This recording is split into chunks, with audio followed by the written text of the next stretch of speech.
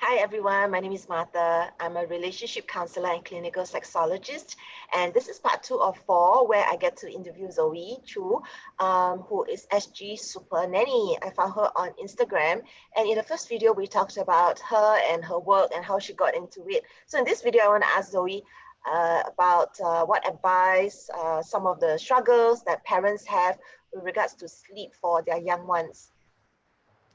All right, thanks, Mara. Basically, a lot of parents who come to me, they will tell me that their baby is not feeding well.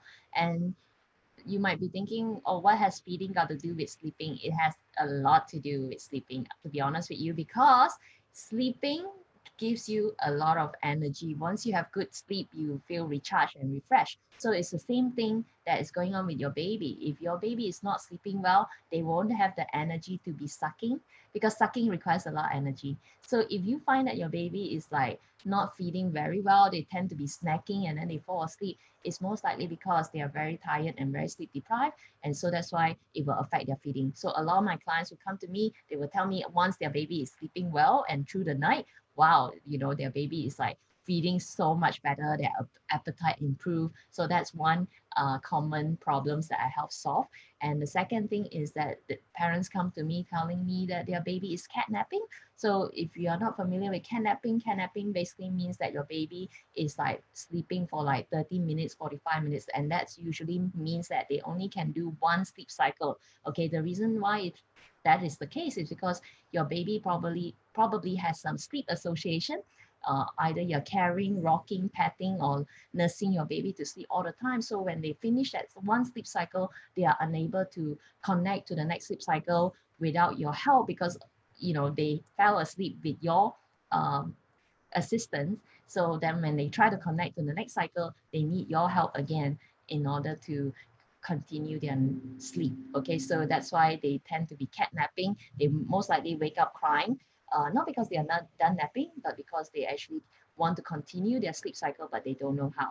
Okay, so that's another common problem. And the third common problem is that their baby waking up multiple times at night. A lot of parents come to me, they say, wow, their child is like waking up, on worst case scenario, I've heard it's like waking up 45 minutes, 1 hour every single night. And the parents are very exhausted. And then the baby is also same thing because, imagine if your sleep quality is broken, it's not very good, right? So it's very disruptive and you wake up feeling still very cranky and very frustrated and very tired. And so that is what your child is feeling the same way. Okay, and this is a very common problem, and usually kind of happens to parents with babies 4 months and above because there's this famous term, the 4 month sleep regression. And that's when parents would come to me because they would tell me that their baby is waking up multiple times at night because when they were newborn they seem to be sleeping much better, but then suddenly they are waking up every hour. And again, it's also because their child is overtired and also their baby has sleep association, because if you have not set them up with the right foundation, the good healthy sleep habits, then when they hit the 4 months regression, is because their sleep patterns start to mature and become more adult-like. And if you have not actually have a good foundation for them, then that's when they will keep waking up multiple times because they cannot learn how to continue the sleep cycles on their own. Yeah. So I'm sure everybody who's watching this will be very curious. Okay, so what to do? What should I do? Yeah, I know. So the first thing is really to educate yourself, right? The education is key. If you want to know what to do, you need to educate yourself about baby sleep. So I have this simple, proven, and effective 5-step system that I teach my clients, so which I can share with your audience today.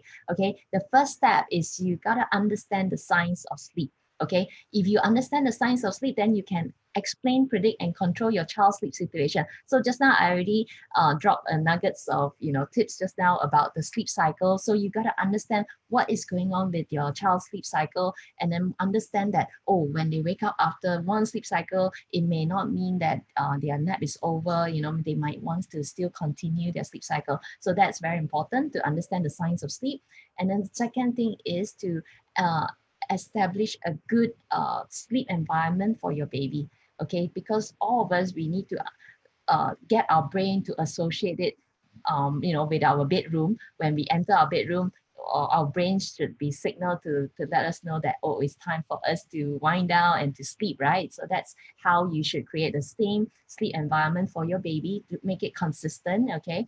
And then number three is to establish a good schedule and routine, because, like my neighbors earlier on said that without a routine, your life will be a mess, okay? It will be chaotic. So we all need a good routine established so that your baby know what to expect. And number four is to come up with a sleep plan, because if you fail to plan, you plan to fail. Okay. And number five is to teach your child the art of self-settling. The art of self-settling meaning your baby needs to learn how to fall asleep independently without any sleep prompts. So that's my 5-step system that I teach all my clients, for the past 7 years and counting. And this is I have a lot of success stories, and all these mommies who come to me, they were really like a mom bee, and then now they say that they are so much happier, well rested, their relationship with their husband improved, they have a lot of couple time, me time, and all this thing. And that's exactly what I want to help all these tired mommies out there, because I want them to know that you don't have to keep struggling like this. There is a solution, and the number one thing to do is take action and believe and educate yourself. Thank you so much for everything. So it's so exciting. And I know you shared with us the 3 common problems and the 5 tips, a 5-step system that you have. So I'm sure people are very, very eager to know how can they engage with you. I know you have a book. Yep, my book is called Sleep Baby Sleep. That's actually my daughter, 10 days old, yes. And now she's already 4 years old, okay?